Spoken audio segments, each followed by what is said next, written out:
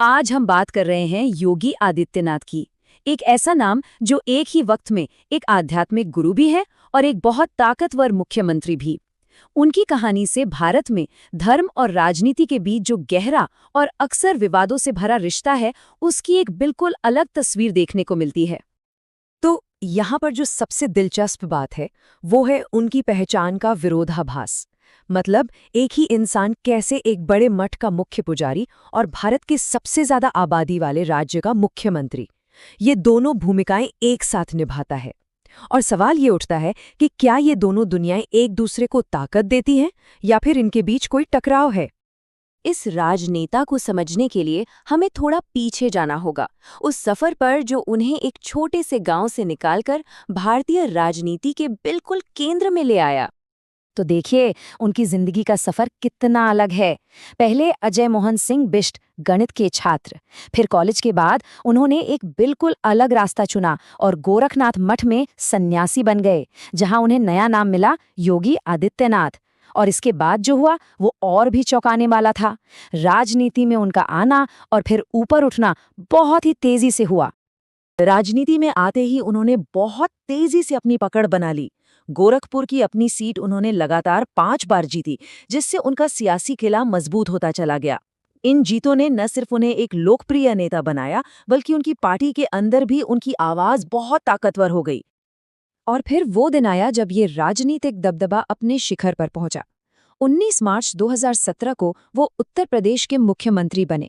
ये उनके करियर में तो एक नया मोड़ था ही, साथ ही इसने उन्हें राष्ट्रीय स्तर पर एक बड़े नेता के तौर पर स्थापित कर दिया। मुख्यमंत्री बनने के बाद उनकी प्रशासनिक शैली की एक खास पहचान बनी, एकदम सख्त और फैसले लेने वाली। और इसी वजह से उन्हें एक बहुत ही खास नाम भी मिला। उन्हें लोग बुलडोजर बाबा के नाम से जानने लगे। अब ये नाम आया कहाँ से? ये नाम सीधे सीधे जुड़ा है उनकी सरकार के उस सख्त एक्शन से, जिसमें अपराधियों की अवैध तरीके से बनाई गई संपत्तियों पर बुलडोजर चलाया जाता है। उनके समर्थक इसे तुरंत न्याय देने का एक तरीका मानते हैं, जबकि जो इसकी आलोचना करते हैं वो इसे कानून के शासन के खिलाफ बताते हैं। लेकिन बात सिर्फ कानून व्यवस्था तक ही सीमित नहीं है। उनके शासन में इंफ्रास्ट्रक्चर पर भी बहुत ध्यान दिया गया, जैसे पूर्वांचल एक्सप्रेसवे, जिसने राज्य के पूर्वी हिस्से को सीधे राजधानी से जोड़ दिया। इसके अलावा एक जिला एक उत्पाद जैसी योजनाओं से स्थानीय कारीगरों को एक बड़ा बाजार मिला और स्वास्थ्य के क्षेत्र में भी कई नए मेडिकल कॉलेज स्थापित किए गए। जब धर्म और राजनीति इस तरह से मिलते हैं तो जाहिर है एक मजबूत विचारधारा सामने आती है, और यही विचारधारा तारीफ भी बटोरती है और विवादों का कारण भी बनती है। ये हमें सोचने पर मजबूर करता है कि क्या धर्म और राजनीति को अलग अलग रहना चाहिए या फिर वो एक दूसरे को प्रभावित कर सकते हैं। उनकी राजनीति का जो केंद्र है वो है हिंदुत्व की विचारधारा।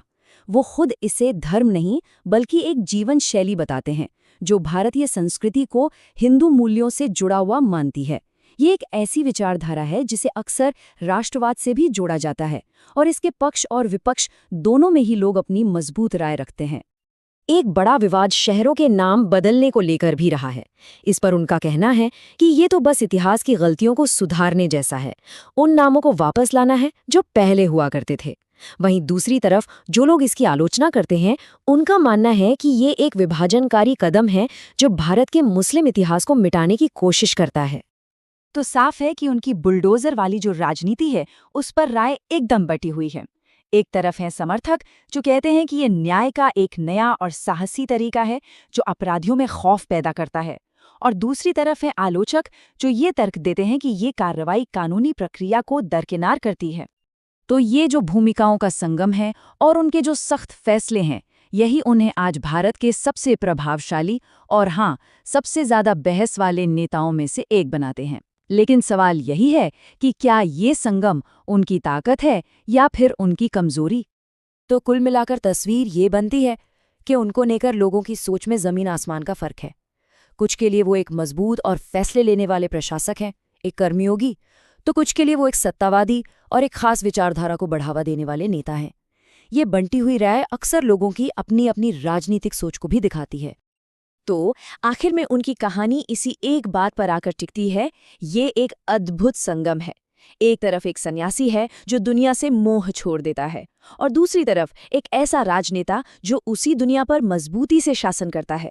और यही विरोधाभास योगी आदित्यनाथ को एक बहुत ही दिलचस्प और जटिल शख्सियत बनाता है। और ये हमें एक बहुत बड़े सवाल के साथ छोड़ जाता है कि जब अध्यात्म की दुनिया और सख्त राजनीति की दुनिया एक ही ताकतवर शख्स में इस तरह मिल जाती हैं तो उसके मायने क्या होते हैं और इसका भारत के भविष्य पर क्या असर पड़ता है।